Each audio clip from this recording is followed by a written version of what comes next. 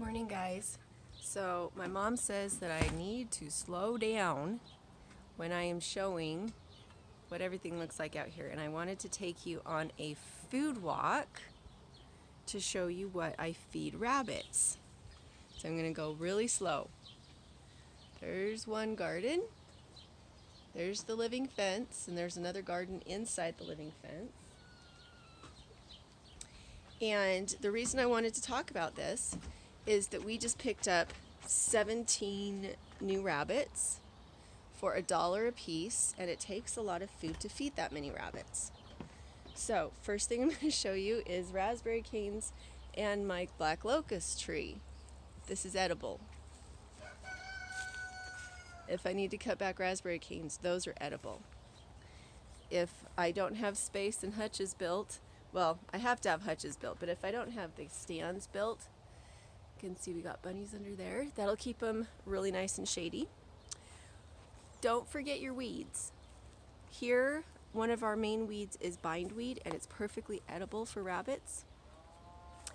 And I've got apple trees, edible for rabbits.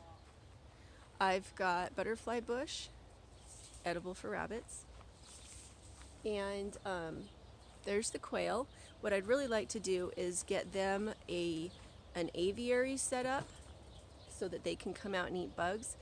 That spreads your food really nicely. A bag of feed will last us almost a year with 12 or even 20 quail, as long as they have access to the soil and the insects.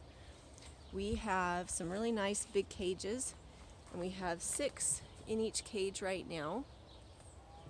They won't be in there very long. We will be harvesting them soon. Blackberry canes are edible for rabbits. We've only got 4 in this one because it's not as big. Let's see. Well, let me keep walking. One of the main reasons that I planted this living fence was that I wanted to be able to have something to pull from to plant further out into the property. This is very edible for rabbits. So when we take clippings, as I cut it down, because I need to, it's about 3 feet taller than it should be because it's going to start to shade out the garden. So I'm going to cut it down to here. And I'm going to do that systematically, methodically, and over time. And the reason for that is that every time I clip these, I feed them to the rabbits.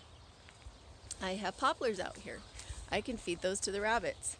If you have ever had, see, here's our raspberries and here's our blackberries. If you've ever had marauding rabbits that took down an orchard, or if you've had your goats get loose or anything, you see that what they go for is those tender young trees. And we've never tried feeding them burdock, but I do not believe it's poisonous because, but I need to go look it up. If you ever have a question, look it up.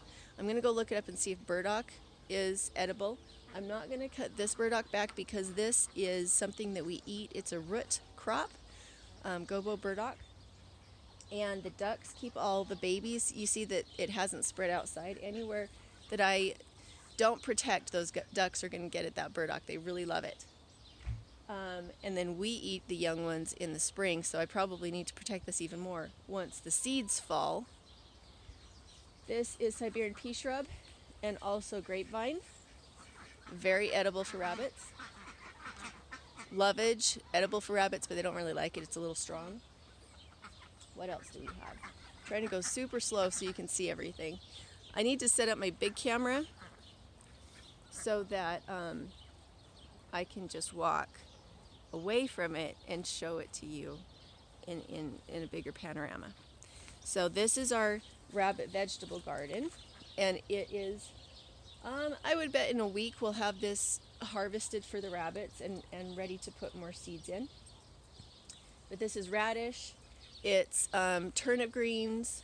What else do we have in here? We did have things like Chinese cabbage and bok choy and that kind of thing. And so we're pulling it out, and the things that we want to eat, we eat it at that point too.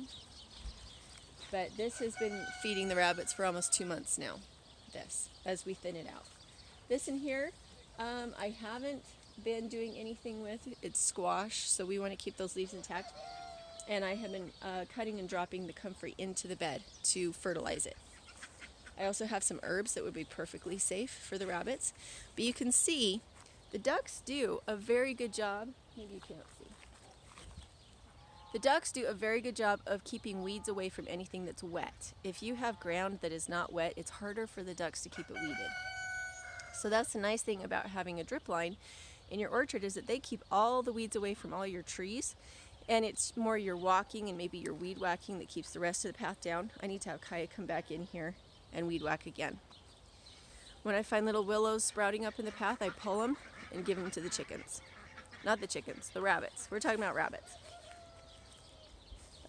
This comfrey needs to be cut and dropped again. I don't like to remove it from the place that it's in, so I will use it to feed rabbits, but I'm not going to wholesale take it away from this space to fertilize another plot. It's a waste of energy. A better thing to do is to get a comfrey root and go plant it to where you want it, rather than removing it. Paige, wait for your sister, please, and be good. The girls are out milking, and sometimes it turns into a little bit of a power struggle for them. All right, I wanted to go up and show you my other plot. Sorry, it is quite sunny this morning. Anything here in the road can be pulled. This is alfalfa, so I can pull this for rabbits, and it's what their food is made out of. Their food is made out of alfalfa. And when I'm introducing something new, I will get just a couple handfuls of it so that it doesn't bother their bellies. But I have this people look at this and they're like, oh my gosh, it looks white trash and it looks country and it looks awful. But the thing is, I look at this and I think food. I can feed those rabbits a lot off of this road. We don't have a lot of road traffic, so it's not getting squished much. It's not getting driven on. We don't have a lot of exhaust happening around it, but it is free food. And if it's free food for the rabbits, it's free food for me. I have more Siberian pea shrubs and everything up here, but I don't have to harvest up here because I have so much in the backyard. But I wanted to show you this. I do have a full video coming on the flax. This is flax. I planted a little strip.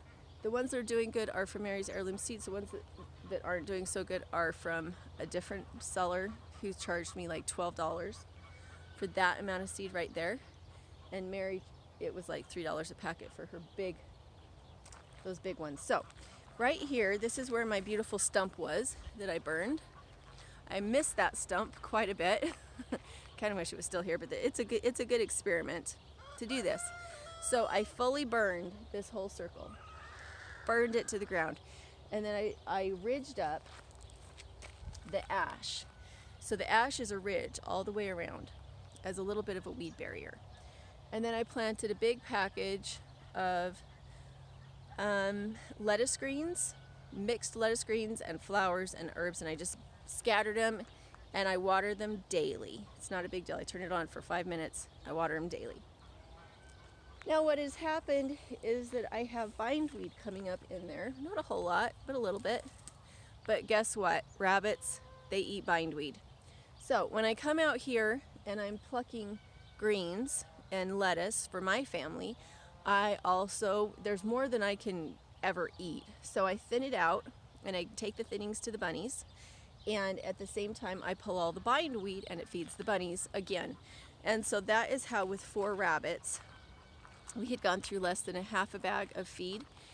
And now that I have this plot coming on so well, I bet we'll stay at that same rate, even though we now have, how many do we have? 21 rabbits, all in growing stage. But the secret to that is you do have to have pellets for them. You cannot just have them on the greens and on the trees. They're growing very, very fast. They're at 3 months now. And they're growing exceptionally fast. They're putting on so much muscle, and that means meat. So if you try to give them just the greens, they will get malnourished, not because they can't live on it, but because they can't grow on it. So we keep free feed. With that many rabbits, we keep free feed, rabbit pellets in their cage at all times to eat. And we bring them as much once their stomachs get used to it, we bring them as much greenery and weeds and lettuce and everything else that we can get into them. All of it is free feed, and they grow very, very quickly, and they're very inexpensive to grow. And I also do comfrey. Of course I do comfrey. I feed them comfrey, and what I do is I give them a big mix. I don't just plop down one thing in their cage ever. I give them a huge mix of things to choose from because I want to see what they prefer. I want to see what they eat last. I want to make sure they have something that has some real roughage in it, some real tough stalks for them to gnaw on, but I also want some tender stuff in there. Because if I do give them something that they shouldn't be eating, and it's the only thing I give them, then they will be forced to eat it, and even though it makes them sick, they'll eat it. And so I just give them a huge variety of food. I also like to keep them close to each other. There have been times when I put them in different spots on the property, but it's really hard to remember that they're there and to remember to go check on them after the kids have done their work. And so right now, for efficiency, we are working on keeping everybody really close and making it easy to do chores. So look how nice and big these are. These are huge. They're so big. So I'm going to go feed bunnies really quick. I do have books on Homestead rabbits on Etsy. Under Dirtpatcheaven, I have ebooks there. And our affiliate for rabbits is Hare. He has some really nice cages that don't let babies out and don't let rats or snakes in, because he has the wire is sized perfectly to let rabbit droppings fall out, but nothing else. And they've been really easy to clean. We've really enjoyed them. They were really easy to put together. And so that's how we support our channel right now, is with those kind of purchases. Also, Mary's Heirloom seeds for flax or other things. We're getting ready to put in our winter garden right now, so we're putting in a lot of Swiss chard and carrots and radishes right now. So if you're interested in that, that's Mary's Heirloom seeds. So make sure to go check it out. Thanks for popping in. If you have any questions, make sure to leave them in the description below. And hopefully that slower walk through the property was helpful. It's hard without a camera person to really show you what everything looks like, but I'm working on it. So thanks for popping in. We'll talk to you later.